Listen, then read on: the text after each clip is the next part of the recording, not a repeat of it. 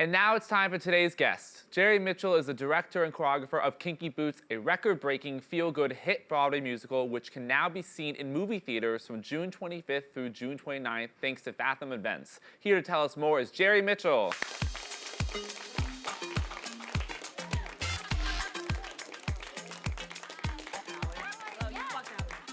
This way.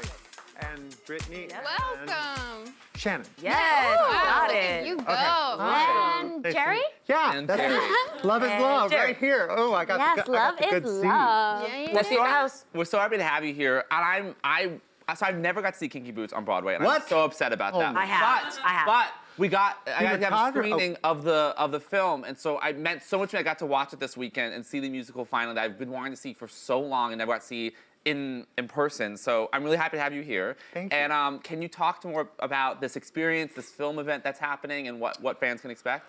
Well, the show was a big hit on Broadway, and then it was a big hit in London, and then it was a big hit, and it's been everywhere in the world. I've been to Korea, Japan, Australia. It's taken me all around the world. It's an incredible story, and so they wanted to film it. And so we decided to film the London company before it closed on the West End. It's now on tour all over the UK and Scotland. And you want to know what the show's about? No, I know what the show's about, but for fans maybe who don't know what Kinky Boots A is simple about. story. Basically, there's a shoe factory. Charlie Price owns the shoe factory. He wants to move to London with his girlfriend, and his father suddenly dies, and he has to come back and take care of the factory. And what he learns is that his father was selling off the shoes. The factory was going bust. And he goes to London to try to get rid of some of the shoes and bumps into a drag queen who's being, beaten up, but she takes care of herself and knocks Charlie out with her boot. And then she complains about nobody makes boots that are strong enough to hold the weight of a man who's pretending to be a woman. And so Charlie produces the boots, saves the factory, and they work together to make the boots. She designs them, he makes them, and all's right with the world. And this story, so this was based off a real life story. This was a film in the late '90s, Yes. and then Harvey Fierstein, Cyndi Lauper, everyone comes together and makes this musical. And now it feels like it's even more relevant than ever based what's happening with Pose and with RuPaul's Drag Race and everything. So Billy Porter, who starred in the original Broadway production and now is Pray Tell. And is having another moment in his career. Who I first hired when he was 19 years old. Wow. And he turned me down to go back to school. Isn't that crazy? That's crazy. And then I hired him for Grease on Broadway, and he was fantastic. And then he sort of got behind the scenes, and then when the show happened, when we were writing it, I called him, well, he called me and I called him, and he said, I hear you're doing this. And I said, yes, I am, and I was going to call you. Are you available? You want to come read it? And he said, yeah, and he came and read it, and that was the history. Yeah, his rendition of Sex is in the Heels, whatever, I love. That's my favorite song of the whole musical. It's a so great fun. song. And this film also has behind the scenes footage as well, right? Yeah. And I think which is a cool opportunity that we don't get to see a lot with Broadway plays, like behind the scenes of what happens. What can viewers expect to learn from this footage? Well, I don't know what they're going to show at the actual. Right. I have no idea. I'll see it tomorrow night really? with everyone else. FathomEvents.com for tickets. But yeah, I haven't seen the final cut, so I'll tell you when I see it. I'll tell you when I see it. I have seen the show on Broadway. I loved it. And, beyond it being a story about shoes, there's so many profound, important issues and themes discussed in the musical, one of them being self-acceptance. And so can you talk about the importance of a show like this and releasing it during Pride Month? There's a song in the show called I'm Not My Father's Son. And the first time I heard the song, I literally burst into tears. Cindy had written it. It was a very important scene in the film. It was a scene, but Lola runs into the bathroom because she's come dressed as a man because she's getting shit from it. Can I say that? Yes. She's getting shit from everybody in the factory who's, treating her. They don't know who she is, and they're treating her poorly. And she runs in the bathroom to hide, and Charlie comes into the bathroom, and they have this conversation that Cindy turned into a song about, how we try to live up to the expectations of our fathers. And then suddenly it doesn't work out, and we have to accept who we are ourselves so we can go on, mend that, and move on with our lives and be proud of the person we've become when your parents aren't. And I think it hits a lot of people in a very strong way in the show. Yeah. It's one of my favorite moments. It's really beautiful. Yeah. I remember that scene. And also just, it's a celebration as well. When you get to the end, it's Yeah. just this beautiful story of inclusivity and community and the importance of that. So what sort of feedback do you get from people after they see Well, it? I was just in the middle of the Midwest. I was in St. Louis, Missouri this week, seeing it outdoors at 11,000 seats at the Muni Opera. The live production is playing this week. And I'm surrounded by people who I know voted for Donald Trump. Yeah. And they're watching the show, and these drag queens come on stage, and they're all going like, and I'm just watching them accept something that they never would accept unless they got to the theater and saw this idea and saw this story being told and are being taken on a journey by the story and by the incredible music. So that's what I love about theater and what I love about Broadway is if the story is good, it can take people to places they would never go and maybe change their mind about the way they think about other people. Yeah, So it's powerful. And the choreography for your show is so fun, so much fun and so Thank you. upbeat. So like, what is the process like? Are you just like partying all the time and then you're like, yeah, let's just recreate this? Let's throw in a high kick. Yeah. Well, as a choreographer and a director, I've been doing it for a while. So I go to the script always, to the story first. And Harvey had written a lot of conveyor belts delivering shoes. And you remember maybe, OK Go, the group OK Go, they did a dance on gym treadmills. Yeah. And I thought, oh, what if we took those treadmills and put them 4 feet off the ground and had the actual cast get on the treadmills and start dancing around, celebrating the making of the first Kinky Boot. So I had this idea, and David Rockwell, who's my set designer for the show and many of my shows, Legally Blonde, Hairspray, he built me a treadmill.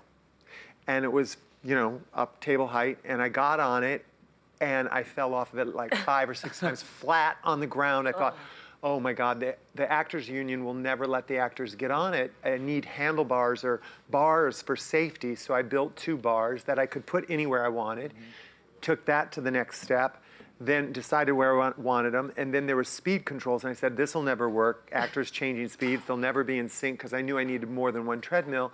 So I chose 2 speeds, a slow speed to deliver the shoes and a fast speed to walk to Cyndi Lauper's music and dance. Finally did that, sent it back to the shop. Literally, that went through 6 months of building this treadmill. Wow. Once I had it, I had the Make 5. Then I loaded them back into a dance studio, called a bunch of guys together, got high heels on, got on the thing. No one fell off and started to create the number. It took about 6 months to make the number. Wow. Whoa, I would have died. But it was so much fun. It's what I love to do. I'm working on a new musical now, and I just finished that same process of getting a bunch of dancers in the room and just kind of like playing the music and see how it helps you tell the story and start to create the dance. I love that. And Yeah. when did you discover you were going to be a choreographer?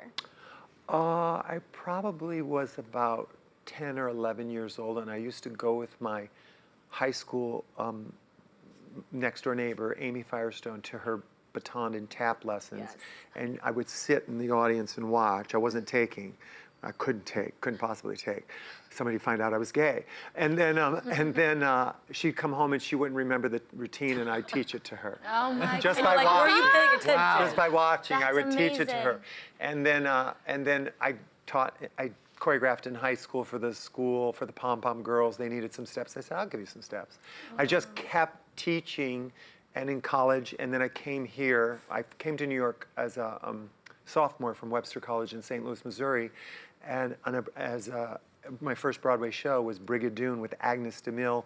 Agnes DeMille did Oklahoma originally, Rodeo, the ballet. Then I worked with Michael Bennett, who did a chorus line. I worked with Jerry Robbins, who did everything from Fiddler on the Roof to West Side Story. And they were my teachers. They were choreographers who I studied under and learned from them. And so, yeah, I knew I was going to do it. I love that. So inspiring. Yeah, that is. I really love the image of a young boy teaching everyone how to, And you just know, soaking do it their- in. I was Yeah. that boy, Yeah. that young gay boy. And Kinky Boots, I mean, anyone who knows New York and goes to the plays, they see Broadway shows come in and out. Yeah. So what is it like to be a part of a show that has such a successful run and you've seen it grow and now it's going to reach a larger audience? I've had that happened to me twice. Hairspray was the first time. Yeah. Really, like it was a success on Broadway and then a success all over the world. And then Kinky Boots. Kinky Boots was more important for me personally because I was the director and choreographer, but also the story. I see the story change people's attitudes and change the way they think about people who like to put on a dress. And it makes it important. It really makes it important, and I'm proud of it. I'm very proud of it. Yeah, absolutely. Yeah. And you mentioned you were working on a new dance recently. What new projects can we expect from you? What's next for you? The next musical I'm going to do, which I'll have to come back and really talk to you after it gets going, it's called Becoming Nancy. So it's a musical based, I didn't have anything to read on the plane, and I'd watched all the movies because I'd been going back and forth to London so many times working on Kinky Boots. So I read this article in a magazine, reading reviews of books, and I thought, oh, that sounds interesting. Got the book, last paperback, read it, couldn't put it down. I literally read it in the plane ride, called my lawyer, said, get me the rights to this book, I'm turning it into a musical. It's now 5 years later. It's called Becoming Nancy. It's 1979, East Dulwich, a 16-year-old boy auditions for the school musical Oliver, but he gets cast as Nancy because he's the only boy who has a voice who can sing the song. He gets cast, he starts to fall in love with the boy who gets cast as Bill Sykes, Maxie Boswell, who's the head soccer player. And it's how the teachers and parents feel and act about what's going on between these two boys. And why I fell in love with the story, because it's hilariously funny. He has posters in his bedroom of Sting, Debbie Harry, and Kate Bush and ABBA. And his mom, his aunt, his dad, and his drama teacher are dual roles. They play the adults, and they also play the pop stars. Amazing. So the posters come to life and start to talk with him and sing with him and interact with him. fun. But the reason I loved it is because with what's happening in the world and how we keep changing, talking about Pride Month, and most importantly, the trans community, which is just beginning to reveal itself to the general population, sort of like when I was a gay man and it came out, you know, in the 80s and 90s, nobody has an answer. Nobody has any knowledge. Nobody has any experience. And shouldn't adults be the ones who have that? Yeah. Shouldn't they be the educated ones who can help young people when they're feeling different, when they're feeling different than anyone else? Shouldn't the adults in the room be the ones who say, hey, it's okay, I got your back, here's what we're gonna do.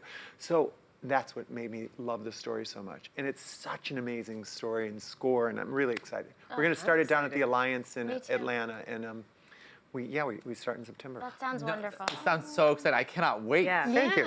Well, Jerry, thank you so much for joining us. Thank you for having me. You have to come back. Did you put my at Jammy Prod under my name?